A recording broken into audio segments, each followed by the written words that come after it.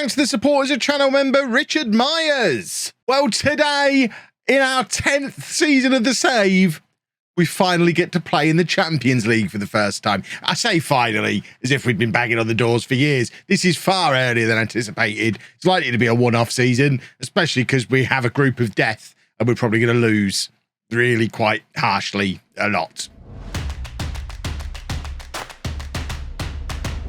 Hello and welcome to part 58 of the Tour de France. I'm Kevin. Coming up on today's episode, we have our first ever Champions League game, our first ever European game away against Villarreal, one of three quite difficult opponents we've got in this Champions League group: Man City, Milan and Villarreal. We're going to be lucky to even end up with Thursday night football when all is said and done here, I think. We also take on Saint Etienne in the league. Since you were last with me, we've carried on our good start to the season, other than an obligatory defeat against old rivals Clermont, newly promoted. We can beat all the big teams, but we've become everything we fought against, and we were a big team that went against a newly promoted team. We were a little bit full of ourselves and got beaten as a result. We did, however, get a big pile of cash for qualifying for the Champions League group stage, £12 million for that. We didn't, however, despite having that amount of money, decide to invest any of it in transfers. That projection suggests we can probably invest some money in transfers. To make matters worse, the players are now annoyed about it. Ibrahim Millet, who's only just signed for the club permanently in the summer, is so unhappy at the lack of incoming transfers this summer that he's now on the transfer list at his own request. We've agreed a price of £12.75 million for him. There are clubs getting close. If they go much higher, we're probably going to have to sell him, purely because the board won't back me with all this money that they're sat on.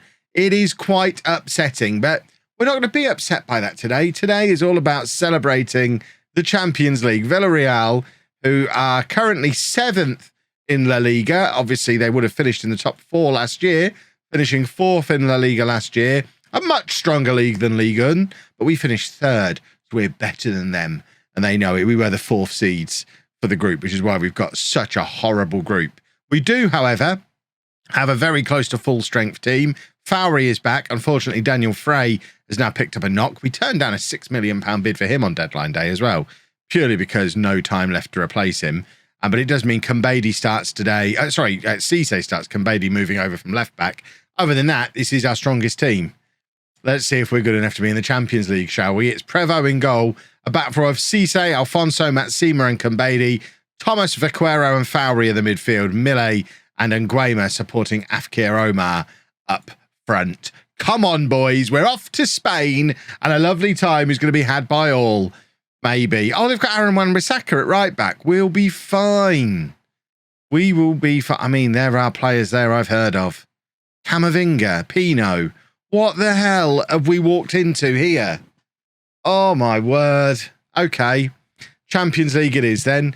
How much is it for a draw? If we can scrape a draw, you get £500,000, don't you? Can we spend any of that on players? No? Not allowed any players. I mean, we've scored 20 seconds on the board. I think it's offside. Imagine if we come here and win. We're not. I mean, we're not going to. Surely not. No. Goal disallowed. That is a little bit closer to what I was expecting. How close was it? I mean, he was miles off. Absolutely miles off. Don't even really need to see the replay on that one. Manchester City not yet winning, though. Remember, if you have been watching the Paris Saint Germain series as well, that comes out on Saturdays with Kylian Mbappe in charge of transfers, if you haven't seen that yet, you really should. But you'll know in that save, Manchester City are very much the spanner in the works of every PSG Champions League attempt. They just constantly knock us out. So I am very afraid seeing them in this group for that reason. Forget the fact they're just Manchester City, and they're obviously better than us anyway, but I can't get my PSG team to beat Manchester City. Never mind Tour. There you go. They are ahead against Milan now. We've got to hope either Milan or Villarreal have an off half season in this Champions League group and let us sneak into 3rd place and maybe have a crack at the Europa League. That's probably our best chance, both of success this season and probably of returning to the Champions League next year. Although we have started the domestic league quite well, I am expecting, as soon as injuries start to accumulate, us to start dropping down the league table, because once you get past our first 11, we are weak. I mean, the fact we've got Moussa Cisse starting at left back today in the Champions League, we signed him on a free transfer in Tier 2, and what a goal from the European Golden Boy. I tell you what, he could be the difference maker for us in this Champions League campaign, because nobody else in the entire tournament has the current and reigning European Golden Boy just proving to everybody that he's too good for them. Afkir Omar, what a goal. I am already starting to wonder how long we're going to be able to keep hold of this boy for. Obviously, we moved heaven and earth to spend £5.5 million on him in the summer. It meant we couldn't strengthen anywhere else. But goodness me, is it going to be worth it if A, he scores the goals to maybe make us competitive in Europe, or B, we sell him on for 50 million to Paris Saint Germain in a year. Either way, he's going to do huge things for this football club, and that's got to be a good thing. We're 1-0 up away against Villarreal. This is a lovely time. Can we stop the match now? Jeremy Pino, one of my hashtag Keverton boys, off of the network save over on Twitch. There will be network save highlights returning to LOLLUJO 2 this weekend. The network game was back this week, a couple of days ago over on Twitch. Highlights will be out over the weekend on LOLLUJO 2, so you can see how Jeremy Pino is getting on over there. And of course, make sure you follow me at twitch.tv/LOLLUJO. That's what the pillow is there to indicate, so that you can watch it live next week and watch me put Zealand, Dr. Benji, and Work the Space in their place. Because we all know I am the best at doing the Football Manager stuff.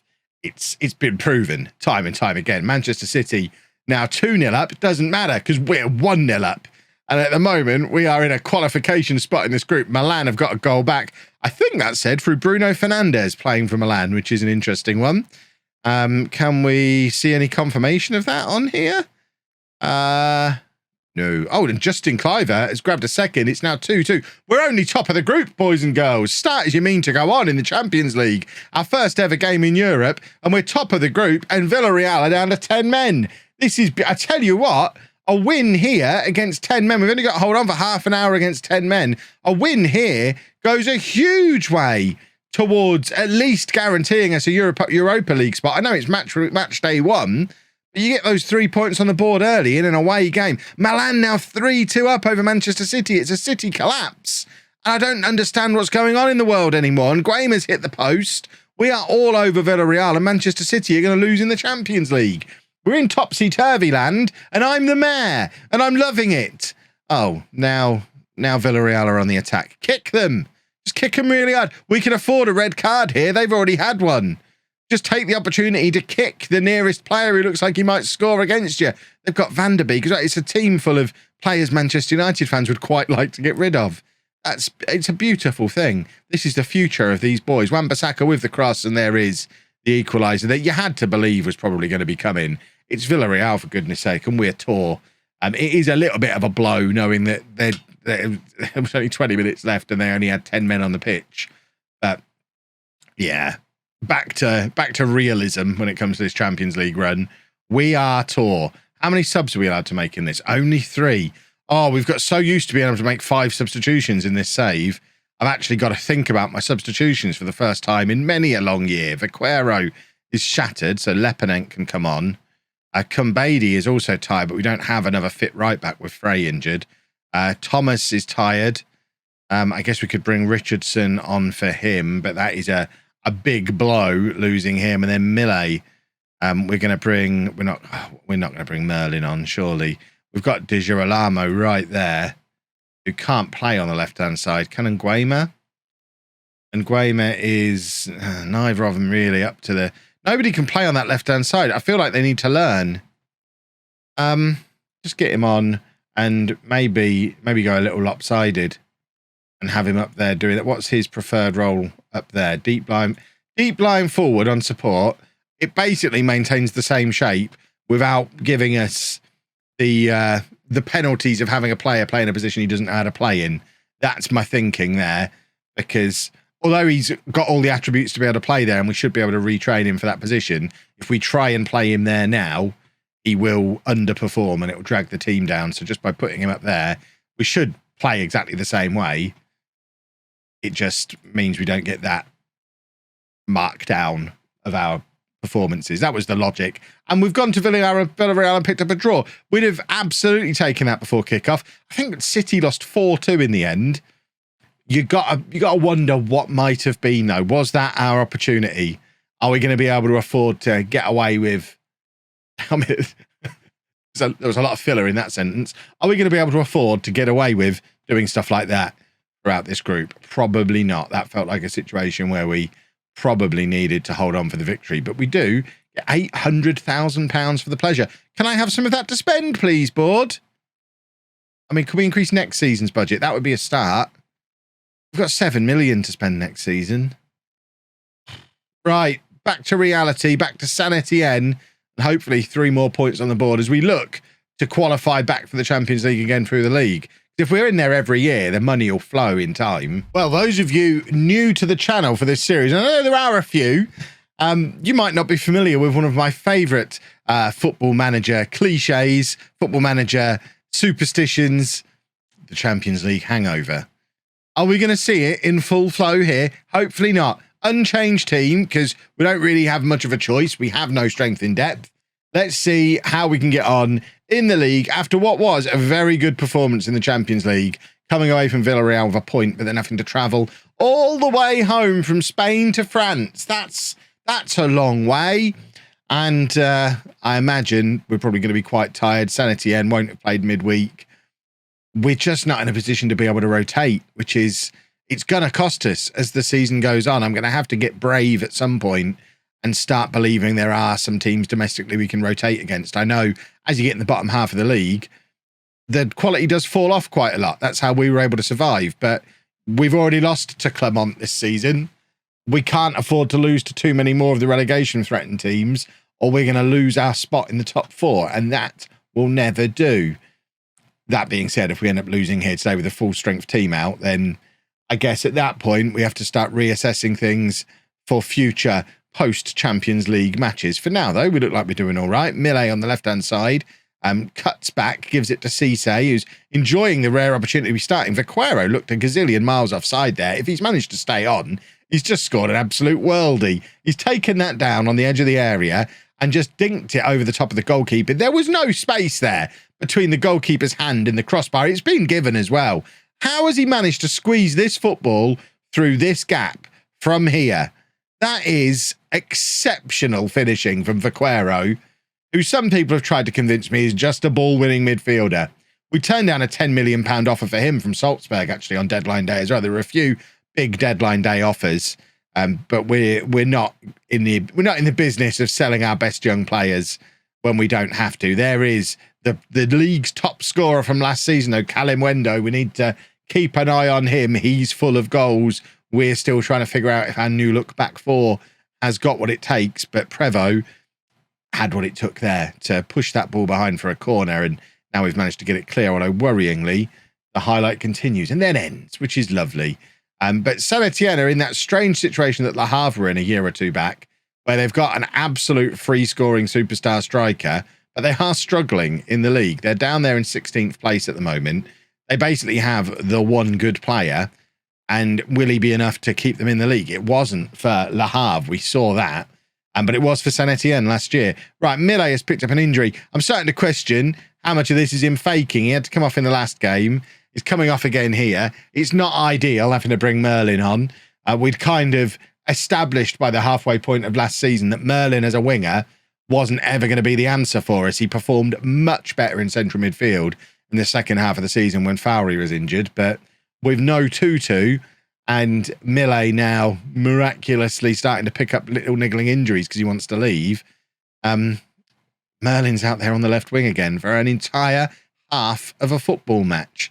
Alfonso, that is just disgusting, and that is what happens when you sell Big Willie for £17 million and you're not able to replace him. What on earth have we just seen there? Prevo plays it out to Alfonso. Looks like there's no problem at all. He's got an option there, but he picks the wrong option and just, I think he's aiming for Thomas, which I kind of get. Thomas is marked as the playmaker, so he should be aiming for Thomas in that situation. But the pass wasn't on. Just give it to Cisse. That was just terrible decision-making from Alfonso. He's got 12 for decisions, apparently. 8 for vision. Just poor, really poor. And Omar is having the worst game he's ever had in a Tour shirt. Di Girolamo is going to come on up front. And we've got a whole bunch of players who are absolutely shattered, as you would expect, coming off the back of playing in Europe. But this is where our massive lack of any kind of strength in depth becomes more and more of an issue, as we're just having to make changes. We've just got to change whoever we can change, really. 5 substitutions. It's 1-1 against a relegation threatened team. We started with our full strength team, but we've only had 3 shots. And now we're in very real danger of dropping points against a relegation battler again, which we've already done against Clermont. The Champions League hangover is real, boys and girls, unless we score here. Merlin on the left-hand side. Can he conjure something up with his wand of a left foot? I thought that was Merlin again. It's not. It's Gian playing slightly out of position at left back, but there is Merlin giving it back to Gian again. And now Merlin into Leppinen, who looked offside, but there's Di Girolamo. I think he was offside. I don't think Di Girolamo was offside. I think it's Leppinen who's offside here. Yeah, it's been disallowed. We'll have a look at it from the other angle. I don't think it's Di Girolamo who is offside. I think the offside comes from this pass from Merlin. There, yeah. That's where the offside is. Leppinen is well offside. It's good work from everyone from that point on, but just a little bit sloppy from the two of them. I think Leppinen thought the pass was coming from Gian. It went to Merlin instead, who got the ball moving in the direction it should have gone in initially, but that extra pass just slowed everything down and left Leppinen offside. I don't think there's anyone to blame there apart from the centre-back playing out of position at left-back. And in that situation, what do you really expect? And now Saint Etienne are coming on the attack again. They've obviously got Calimundo up there as well, who we're afraid of. And then this guy bursting through, and luckily they only have one good player. So unless you hand it to them on a plate like we did for the equaliser, we're all right. Alfonso, don't do it. Oh, my God, he almost did it again. Oh, right. We might have to adjust some of our distribution stuff here and make it so get the goalkeeper distributing straight to Thomas rather than coming to the centre-backs and then working through to Thomas, because those centre-back, or that centre-back in particular, Alfonso cannot do what Big Willie used to do. So maybe we just go straight for Thomas or whoever's playing in that role. It's cost us 2 points there. More drop points. We can't drop too many points. We want to get back in the Champions League. In the spirit of that, in the next video, I think we play Manchester City. So if you think I'm sad today, oh God, this is going to be humiliation. If you've enjoyed that, please make sure you leave a nice big thumbs up on there for me. Subscribe to the channel for daily Football Manager videos. And thank you very much for watching.